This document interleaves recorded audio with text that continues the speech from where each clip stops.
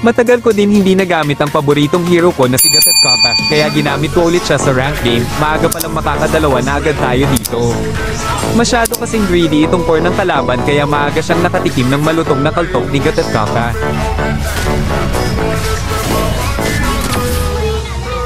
Tapos dito namataan natin na low HP na si One Eye Jack, este Cyclops pala, ginulat natin siya ng ultimate at kinaltukan ng makalyo kung kamao. Habang nasa ilog ako nakasalubong natin ang rumaragasang si Johnson, parang bumangga lang siya sa matigas na bakal, kaya siya pa ang napabagsak namin dito.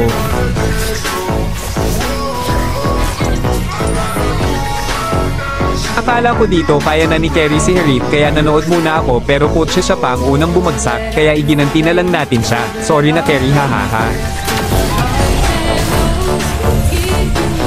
Tamang agaw lang ng blue buff sa kalaban yung core natin kaya tamang bantay lang tayo sa bush at sakto may dumating na dalawang kupal kaya ayun may pa-pre-kill pa tayo kay Julian. Dito naman nakipagsabayan na naman si Kerry kay Harith kaya bumawi na tayo sa kanya at agad ko itong tinulungan. Biglang bumuga ng malalaking isda dito si Bane at buti nakaiwas tayo, buti na lang na ito din yung MM natin kaya sila pa ni Johnson ang mabibigyan namin.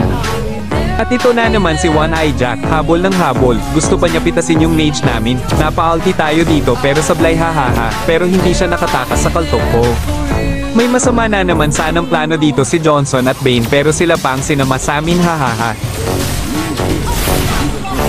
Namataan ko na naman si Harith dito sa bot lane kaya ginulat na naman natin siya, ayon nakatikim na naman ng makalyo kung kamao. Matatapos na ang laban na ito mga idol, panalo kami dito, pa-like, follow and share na din mga idol, salamat sa panonood.